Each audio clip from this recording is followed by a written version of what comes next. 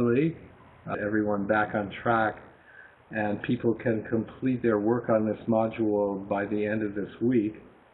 On Monday, we're going to start Module 5, which focuses on poverty reduction and income inequalities. And we're going to have a guest lecturer, presenter, Steve Mosley, who is the chair of the United Nations Association in Greater D.C. area. Chuck, I don't know whether you know him or not.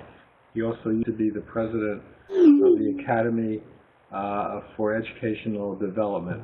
And so he's going to be a guest presenter on Monday. He'll be very good. So I hope as many people as possible can join us for that session, which begins at 8 a.m. Monday, the December 8th, New York, Boston time. Module 5 will go for 2 weeks, as the other modules have done, and then we'll take a break for the holidays starting on December 19th, and we'll reconvene for the last 3 modules starting January 5th. So that's the schedule. So in terms of Module 4, as we spoke about when we launched this module last week, Module 4 is a little different from the other modules because we're looking at the issue of environmental stewardship and sustainable development starting from a planetary perspective and then working down to the local perspective. And we're doing this as global citizens. We need to be aware that most environmental issues, by their nature, are transboundary issues and can really only be adequately tackled at the global level. So, and we're using as our framework for this module the 9 planetary boundaries that environmental scientists, a lot of them working out of a place called the Resilience Center in Stockholm. These environmental scientists have identified 9 planetary boundaries that if we transgress any of these boundaries, they're all interconnected, we run the risk of really burning out the planet. And so the Your Active Learning assignment identifies these boundaries. They include climate change and ocean acidification and aerosol loading of the atmosphere and access to fresh water, land usage, chemical pollution, and a couple of others. And so we've asked each person in the course to take one of these boundaries and review the data and tell us how near or how far are we from transgressing the boundary that exists for that particular boundary that you selected. And so, hi Babusha, she's come back on, and as I see you, I'm getting an echo again. So, I don't know what can be done. So, anyway, I'll try to work through this. So we've asked each person to select one of these boundaries, look at the data, tell us how near or how far we are as a planet from transgressing the boundary, what's our tipping point, and what are the trend lines, and then to look at how your own country is dealing with this issue from a policy or a program or a behavioral change perspective. What are they doing to make sure that your country is a good global citizen and respecting the planetary boundary that's been established? I had the opportunity the other day to engage in a video conference with Johan Rockström, who's actually the director of the Resilience Center in Stockholm. And he points out that several countries now are taking the planetary boundaries as kind of the basic a global governance framework, if you will, for what they need to do as a country to be a good global citizen and respecting these boundaries, which is really exciting, which I think all countries should do. So, so to date, I personally have seen two active learning assignments from our participants, one from Whitney Pfeiffer in the U.S. and one from Aqsa Nassim in Pakistan, and they're both excellent. I see that a couple of other participants have joined us, so before I chime in,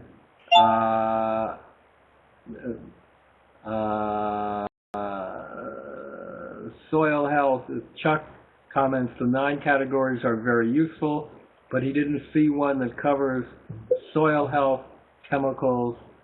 Yeah, I don't understand your comment. That covers soil health.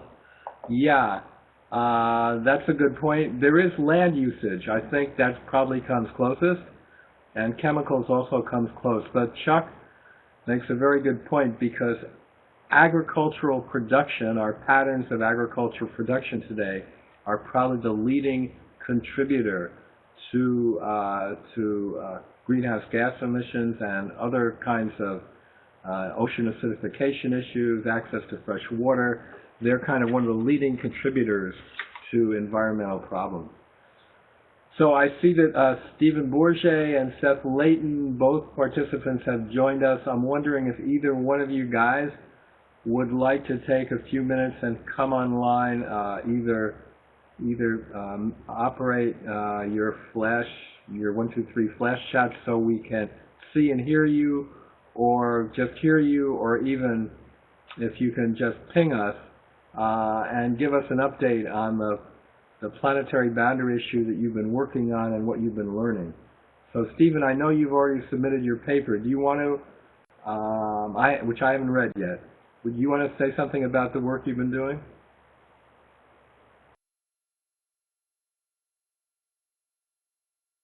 Can you hear me, Stephen? Maybe not. Hello, Stephen, are you there?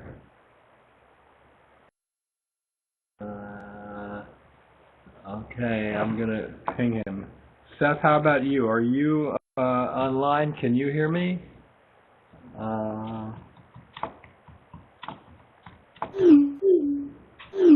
Okay, great. Oh, okay, great. Okay. Okay, so Stephen, can you tell us a little bit about which planetary boundary you're working on and what you've discovered so far about it? Oh, great. You're going to come online and do that. Wonderful. Excellent. Yeah, first of all, do you hear me? I can hear you faintly. Can you speak a little louder? Yes, I can. Is it good like that? It's a little better, not too much. Can other people hear Stephen? Louder would be, everybody says louder is better. Okay.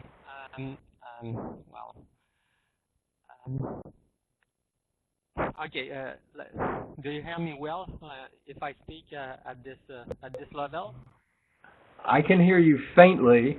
I can hear you faintly. I can try to interpret. Or do you know if there is a place on the computer where we can raise the input level of the? Yeah, I mean, you should have, Sandeep, if you're there, how could Stephen increase his volume on Flash Chat? Oh. What can he do? Can you advise him? Is it better like that? Not really. I can hear you, but it's very low. You must have on your preferences, you probably have something on your computer where it says preferences.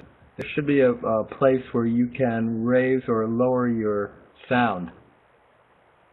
Well, actually, I have a play control place where I can deal with the level of sounds, but it seems like it's for the sound I receive and not the sound I Okay. Well, why don't you just go ahead and we'll try to hear you as best we can. Propose a CO3 of 350 ppm, and it seems like we are at 387 ppm right now. For radiative, pardon me, just a moment.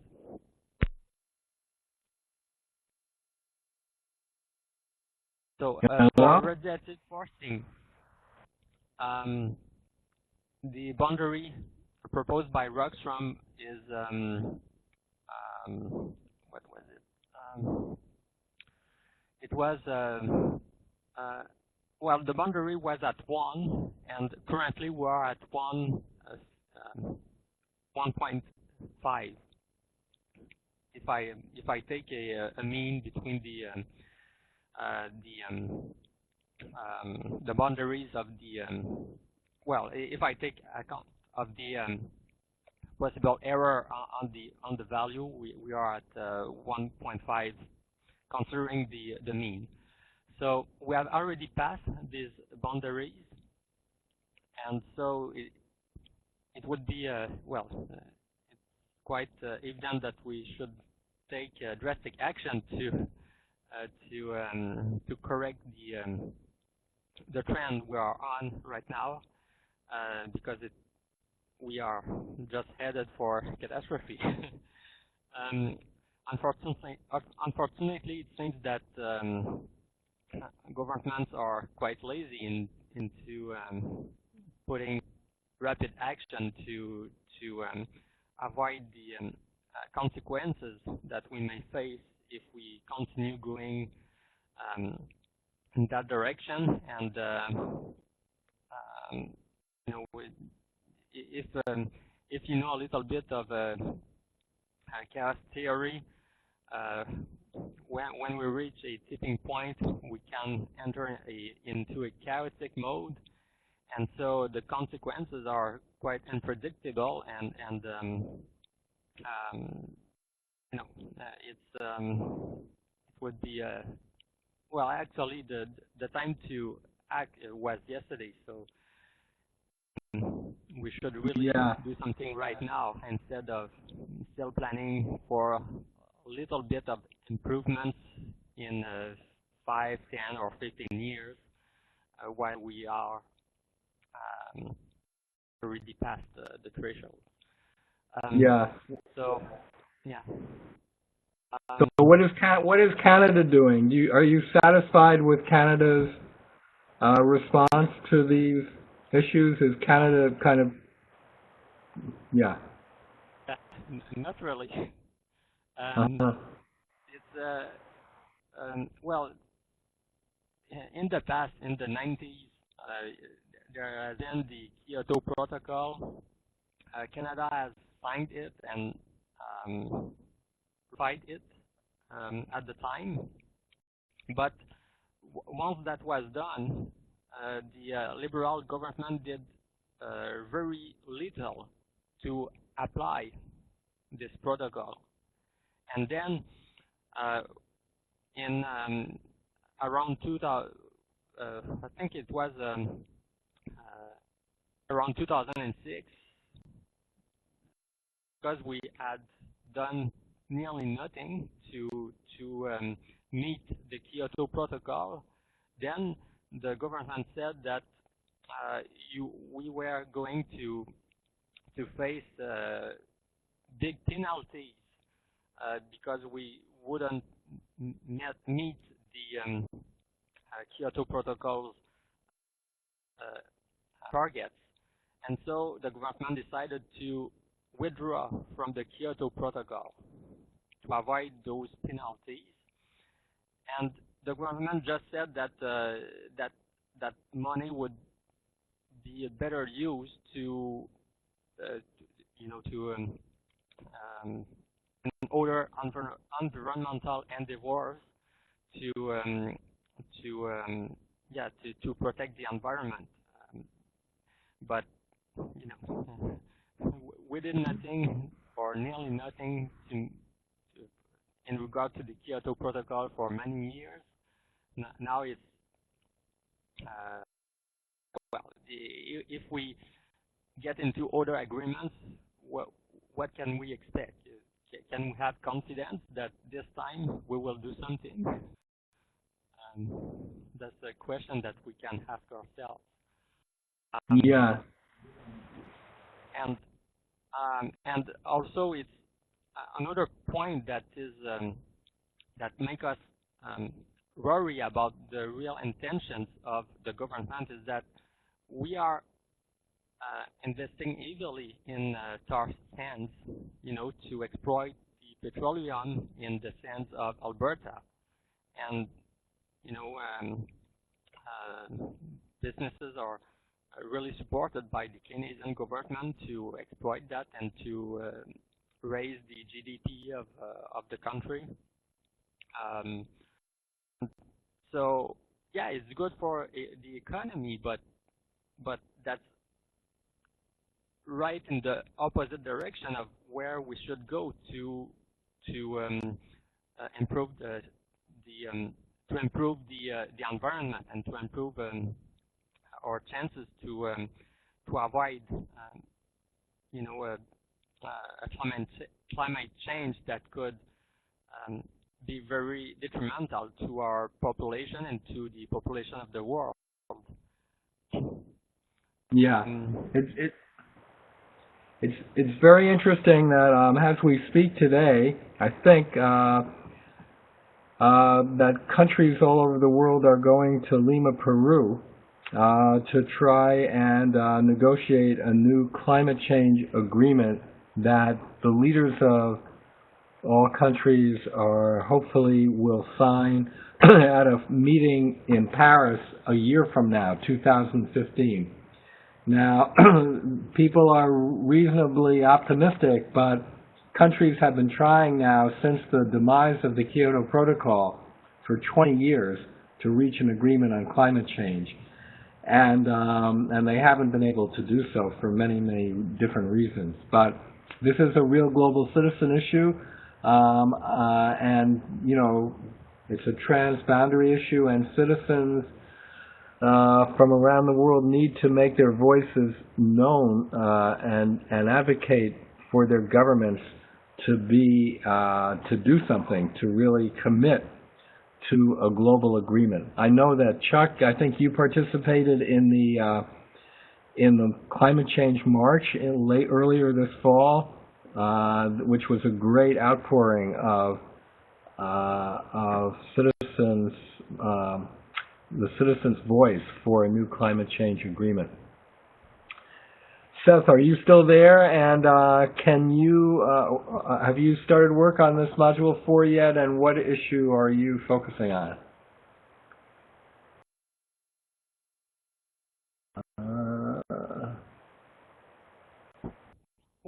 Seth, can you hear me? Great. Hi. No, I'm here. Yeah. Hi, everyone. Yes, I was able to do most of the background research and complete sort of the initial draft of the piece yesterday. I focused on the idea of biodiversity and crossing of that boundary, both for terrestrial biodiversity, in particular marine life, which I found quite interesting, to be honest. It's something I think about mostly in terms of plant diversity and the changes in our food crops. I think, to be very honest, part of it was I saw the movie Interstellar last week, where, if any of you guys have seen it, there's the general decimation of certain crops, leaving people with only corn to eat. And I think that we can see this moving in some ways in the mass agriculture production, and with both benefits for more food for everyone, but costs in terms of our susceptibility to shock. So, I mean, as an overview, I looked at I looked at the, trying to call up my, sure why I can't open my document. We looked at the issue from the sort of global side of what is being done to, well, they didn't simply say this is the status of biodiversity, but they looked at the indicators across 4 different frameworks that interrelate together. It went from a framework of policy responses, which affect pressures on biodiversity, which affect the status of biodiversity, which affect sort of the results, I suppose, and the bad things that can happen. It's a cycle framework of intermixed items, which I found very interesting because it sort of, we're talking about ecological systems, and it's good to take a systems approach to realizing of humans' actions are both affecting and being affected and being by what we see in the different indicators. Some of the ones I found as most interesting to look at, in particular, was the Red List Index, which I don't know if anyone's familiar with. It's a fascinating piece of scientific research to learn about the methodology behind it and how it's used. It's basically an index which calculates for the goal, frankly, is for every species on Earth to classify in one of 6 groups from safe to, well, extinct or very, very close to endangered, and to calculate on a annual or at least every often enough basis for each group to see how the categories are moving and determine what are the threats. It's been interesting in that they've expanded their ability to categorize. I believe there are over 70,000 species categorized in the latest iteration, which was 2013. And of those, over 20,000 were in the endangered side. What was I going to say? I mean, some of the things that pop out very much when you look at the Red List Index are the huge drops in terms of trends on coral life and amphibian life. That there's massive threats to the species and lack of diversity of the species, and that many have simply gone extinct or have moved along the scale within the Red List Index from safe to being very close to endangered. There's less, from a macro level, there's less appearance of problems with birds and mammalian life and plant life. However, that gets somewhat skewed because there's so much diversity of those types of life. So there's actually been drops in those as well. So there's very little good news. One of the more interesting things I found in my research too on this was a few things in sort of looking at very long trends over time of, in the world history, we've moved from periods of extinction and evolution in biodiversity. So biodiversity can actually increase in periods of extreme evolution, but those periods of extreme evolution don't tend to happen very often. The main idea is that evolution takes a lot longer, and so biodiversity increases very slowly, but with extinction events decreases very rapidly. I've done preliminary research on what the U.S. has done in regards to this problem. The main thing in the international frameworks that I found in place this decade, 2011 to 2020, is the UN Decade on Biodiversity. There's a conference in Japan in October of 2010, which released a set of targets called the Aichi targets, which each relate to maintaining a specific type of fish stocks or increasing seed banks and different items, and that increasing the terrestrial coverage or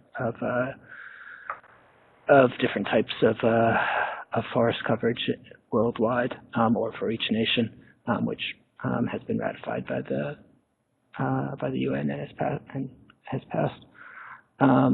For the U.S.'s role, they've been a part of these protocols, but other than that, I haven't seen much else. The large thing, which many of us in the U.S. are aware of, I think, is the 1973 or I think 1974, actually, the Endangered Species Act in the U.S.,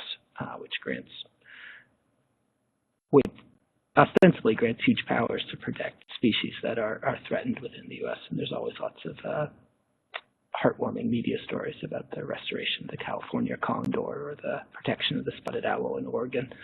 I think the truth of it is that whenever there's an economic pressure that within the U.S., the economic pressure certainly has been seen to take precedence over the protection of individual species and will probably continue to do so. For what I see just in getting at the recommendations for action, I do think that the international frameworks are in place. I think the missing factor is the mobilization of the business community, either through naming and shaming or perhaps creating some positive incentives on a broader view for groups in the business community to demonstrate their commitment to maintaining and biodiversity and certainly not having a negative impact on it. Yeah. Great, nice report. Thank you. Yeah. Can you, when you, I forget who's your new mentor for this round, but would you, when you send in your report, would you make sure to copy Babusha on that so that she can post it onto our Moodle site? Because it sounds like it's an excellent report that everyone should read. Okay.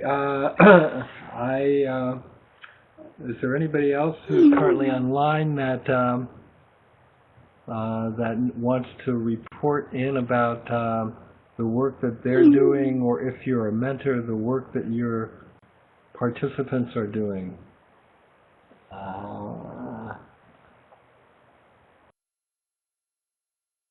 Chuck has made the point that economic factors take priority over biodiversity and other environmental priorities.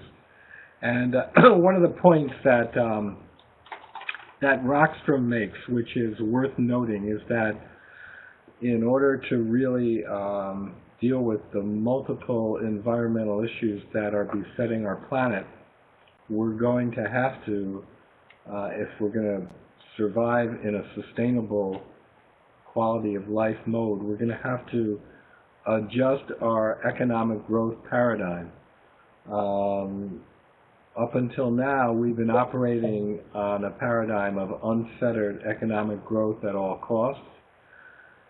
And Rockstrom suggests, and I think he's right, that, we're not going, it's difficult, if not impossible, in this world to go to a no-growth mode, but we have to adopt a mode of economic growth that recognizes the limits to economic growth that are really presented these planetary boundaries beyond which we can't transgress.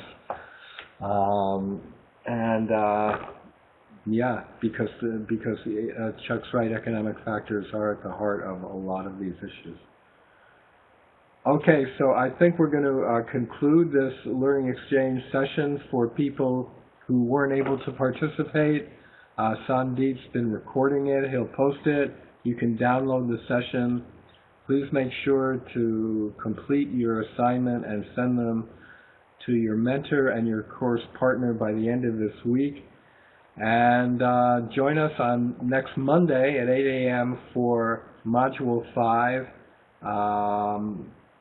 Poverty Reduction and Income Inequality, with Steve Mosley has an excellent guest lecturer. So have a good day, everybody, and thank you for participating.